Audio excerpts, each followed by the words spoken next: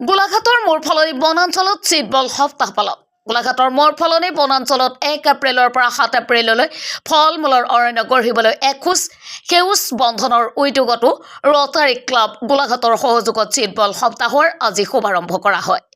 ৰেশম বিভাগৰ অৱসৰপ্ৰাপ্ত বিষয়া গিৰীশ গগৈৰ নেতৃত্বত যোৱা এটি দলে মূৰফলনি বন বিভাগ আৰু মূৰফলনি হাইস্কুলৰ ছাত্ৰ-ছাত্ৰীৰ সহযোগত মূৰফলনিৰ দখৰা পথাৰত চিটবল নিক্ষেপ আৰু গছপুলি ৰোপণ কৰে।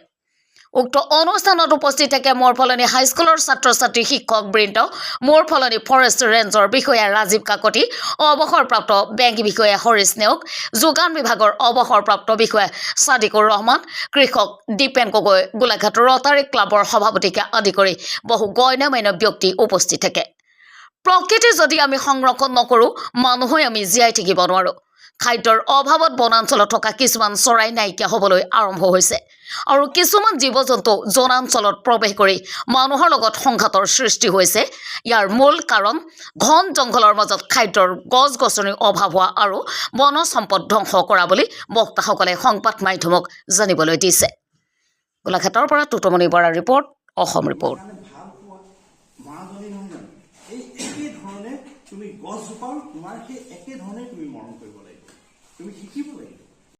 আমি 1 এপ্ৰিলৰ পৰা 7 এপ্ৰিললৈকে আমি চিটবল সপ্তাহ এটা উদযাপন কৰিছোঁ। আমি সদৌ অসমত আমাৰ লখিমপুৰ, ডিব্ৰুগড়, গোলাঘাট আৰু বিভিন্ন ৰাজ্যত হৈছে।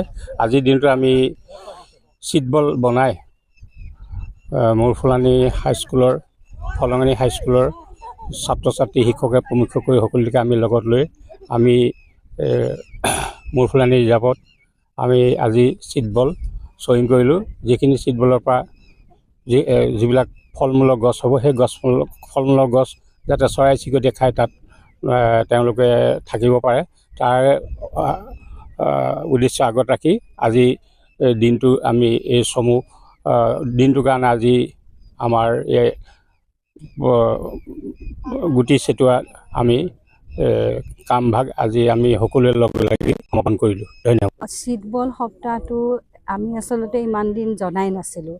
যিটো কথা হ'ল যে ট্ৰেডিশ্যনেল নলেজ ছিষ্টেম বুলি আমি যেতিয়া গাঁৱৰ মানুহে গুটিবিলাক সিঁচে, তেতিয়া আমি এনেকুৱা এটা নলেজ ছিষ্টেমৰ কথা আমি জানো। কিন্তু সেই বস্তুটো যে ইমান পপুলাৰ হ'ল আৰু আমিও যে এই বস্তুটোত পাৰ্টিচিপেট কৰিব নোৱাৰি পেলাই আমি আচলতে নিজকে ধিক্কাৰহে দিছোঁ। আৰু সেউজ বন্ধনৰ তৰফৰ পৰা যেতিয়া এই প্ৰস্তাৱটো আহিলে আমালৈ, আমি তাক সাদৰেৰে গ্ৰহণ কৰিলোঁ। মই হৈছোঁ ডক্টৰ মিনুৱাৰা বেগম, ৰোটেৰিয়ান। মই গোলাঘাট ৰোটাৰী ক্লাবৰ প্ৰেছিডেণ্ট হয়। গতিকে আমি সেউজ বন্ধনৰ লগত আমিও সহযোগিতা আগবঢ়াইছোঁ আৰু আমিও নিজাববীয়াকৈ কিছু সংখ্যক চিটবল আৰু গছৰ পুলি তৈয়াৰ কৰিলোঁ এই প্ৰগ্ৰামটোৰ কাৰণে। আৰু আজি ইয়াত আহি পেলাই এই সংৰক্ষিত বনাঞ্চল য'ত আমি উপস্থিত আছোঁ, সেই বনাঞ্চলখনৰ কিন্তু কিছু অংশ দেখাত মানে সংৰক্ষিত হৈ থকা যেন লগা নাই। গতিকে ইয়াত এই কামবিলাকৰ প্ৰয়োজন আছে। ছাত্ৰ-ছাত্ৰীবিলাক আহিলে মূৰফলনি বিদ্যালয়ৰ, তেওঁলোকেও সহযোগ কৰিলে। আৰু এইটো এজন ছিংগুল মানুহৰ কাম নহয়, আচলতে এজন ব্যক্তিৰ কাম নহয়, এটা গ্ৰুপ ইফৰ্ট। আৰু ইয়াত আহি আমি সঁচাকৈ আজি নিজকে ধন্য মানিছোঁ। আৰু আমাৰ এই প্ৰচেষ্টা আমি এক সপ্তাহ বুলি নহয়, আমি অদূৰ ভৱিষ্যতে যেতিয়াই সময় পাওঁ আমি ছিজনৰ ওপৰত বেছ কৰি আমি এই প্ৰচেষ্টাটো অব্যাহত ৰাখিম।